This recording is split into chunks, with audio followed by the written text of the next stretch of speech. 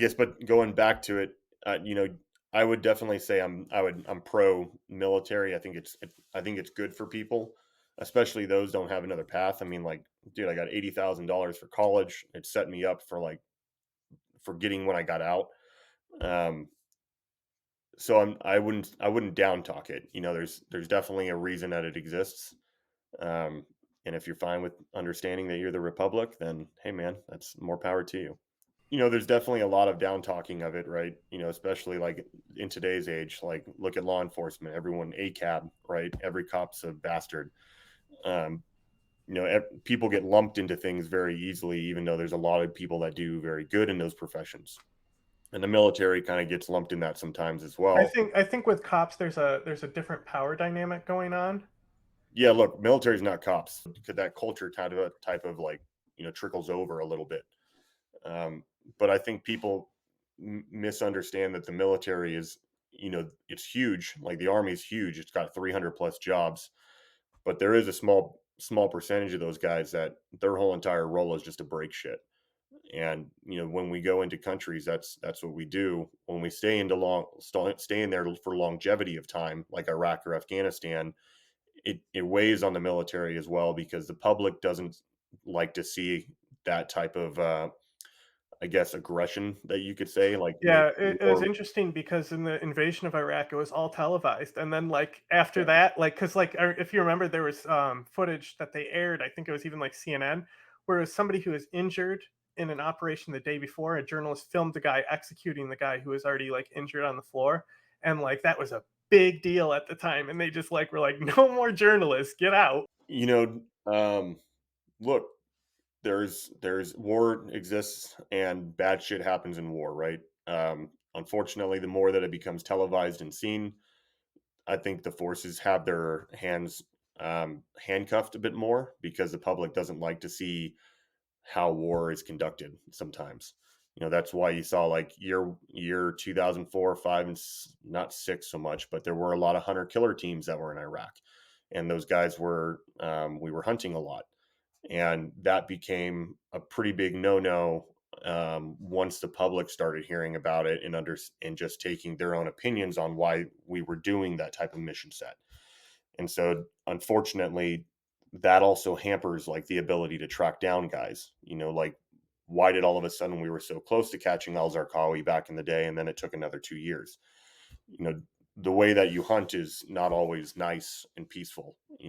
Violence does solve problems. So when you were in Iraq, in my opinion, arguably in one of the most important places at the most important time in the entire campaign. Um, it was a pretty big deal where you are. You were one of the few people that were actually actively fighting Al Qaeda. Yeah, Mosul was an interesting place. 2004 was an interesting year for Iraq. We had come in, and initially it was pretty quiet. Uh, but then once the Marines had retaken Fallujah, a lot of that heat kind of trickled up into Mosul. And then ourselves, 321 and Deuce 4, which was across the river, we really kind of got hit hard for the rest of that our time frame in Iraq. It was a pretty interesting year. And you see any chemical weapons from Al Qaeda at that point? I think that it might have been too early. That might have been 2005. No, there was right, like there was definitely chemical agents that we had found. There was a few incidents. Chlorine, stuff like that. Uh, Chlorine, there were some blood agent compounds where there Oh, was nuclear interesting. facilities.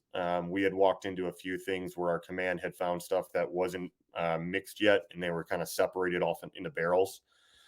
Um, and, everyone likes to say that, hey, there was no, I guess, WMDs, and that's the other, I guess. Zarqawi was a chemical weapons expert, so even if there wasn't, immediately there was once Al Qaeda came in. Yeah, and look, I think a lot of the public, when they hear that word WMD, the first thing that rings in people's minds is nukes. And, that's a very small part of that circle that is munitions that fall into WMDs. Chemical, like blood agents, all these type of things that really mess you up outside of nuclear capability, those all fall under that as well. And they're easily transported and launched inside of artillery rounds, scuds. Just look or other at just means. look at Syria and the chemical bombs that have been used there. Just pressurized chlorine tanks with a modified valve, Yeah, some fins welded on it. Boom. it's 80 not people hard. I dead. mean, these guys are smart dudes. They're very ingenious in the munitions that Mhm. they make. And look, there's a lot of sand out there. It's easy to bury stuff. And like you just brought up, Syria is not too far from Iraq. It's easy to move munitions around as well in the Middle East. In 2004, you also had the Second Battle of Fallujah. That's when you're saying is when shit really hit the fan. Yeah, we had gone into Mosul, I believe it was October of 2004, rotating through to 2005, and it was fairly quiet. There was still fighting that was happening in Mosul, but most of the attention was down in the Fallujah area because the Marines had wanted to retake it.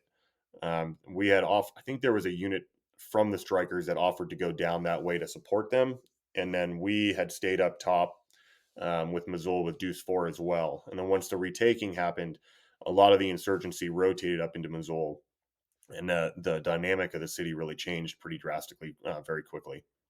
The unfortunate thing about Fallujah is that it forced the Iraqi insurgency to start siding with Al Qaeda, and they hadn't been working together up until that point. One insurgency was one branch that's up there that was up where you were. They were totally involved with Al Qaeda, but the main one in Fallujah, they didn't really like Al Qaeda because they weren't fighting for the interest of Iraq, and these people were fighting for their interest in Iraq. Sure, So right. Yeah, and for us, it's a very small scope compared to like what command's looking at the large scale. For me, it's just a dude with a machine gun and here to support my guys. Do you think the U.S. Army made an effect, a positive effect? Do you think that their presence in the country was necessary or needed, or do you think that it became unnecessary? Do you think it was necessary in the I just wanted to start? say Like, that killing Saddam was a good thing. uh, that's a pretty loaded question, right? I think Saddam and his sons were pretty bad dudes. They kept the country in control, but they did it through a pretty piss poor means. Um, did I see a lot of good in my time in Iraq? Like, yeah, there's definitely moments that I feel very proud about. One of them was we were there for the very first voting that had ever happened for the people. I remember watching an entire line of people with their thumbs inked because they were willing to stand in the middle of a firefight because guys wanted to shoot them, not to vote. But for them to have the option to even say like, "Yay, this person," or "Nay, this person," that's something that I hold dear. I think that's you start to see like, oh, there's options. Um, you know, seeing women start to drive is something where you're like, oh shit, like we're making a change. Like that's not normally something. I think I think that question's hard on for people that are directly on the ground, right? Because you're seeing those changes in such a different application than maybe high command is, where they're seeing entire changes over the entire country. We're seeing it from a very small scope in a very small sector of a very large country. But I think when you see those little small changes, or we ran a checkpoint called TCP 28, and it was to make sure that every vehicle came in and out of Mosul was checked, and they had all these TCPs around the entire city. Every car came in, every car came out, was checked, and high risk, but I think it was high reward. And we would always see this school bus that came in the northern part of it, and there was kids that were up there, and they would always put different drawings up on the windows, and it was drawings of like us and saying thank you and like that stuff that I remember, right? So when I see and think about that, I think those are the moments that I kind of hold on to, and I'm like, yeah, man, like I made a difference out there, and hopefully with enough of the kids that they'll remember it growing up. Well, That's a big thing I, for me. I would say that definitely, it's a really different generation coming to age right now, and those were probably the kids that were there when you were there. Yeah, like we handed out a lot of Beanie Babies. That was a big thing back then. Taking off our helmets and armor and stopping in the middle of Iraq and playing a game of soccer. You know, Yeah, Yeah, the as bad story of a is pretty. movie it is, that's one of my favorite parts of Hurt Locker is like him like interacting with the kid in the movie.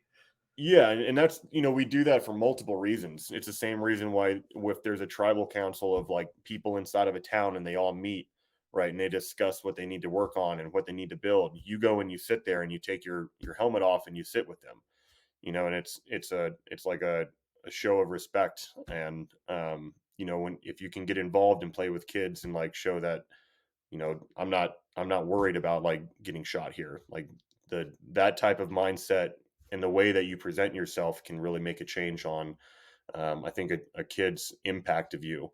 And that's something that you have to remember. Yes, especially as infantry, you're there to break stuff, but you're also have to. It's a very hard job because you have to control both emotion ranges. Of one moment you may be blowing up doors and shooting people, and the next block down you may be handing out beanie babies and hugs and playing with kids with pencils and things like that.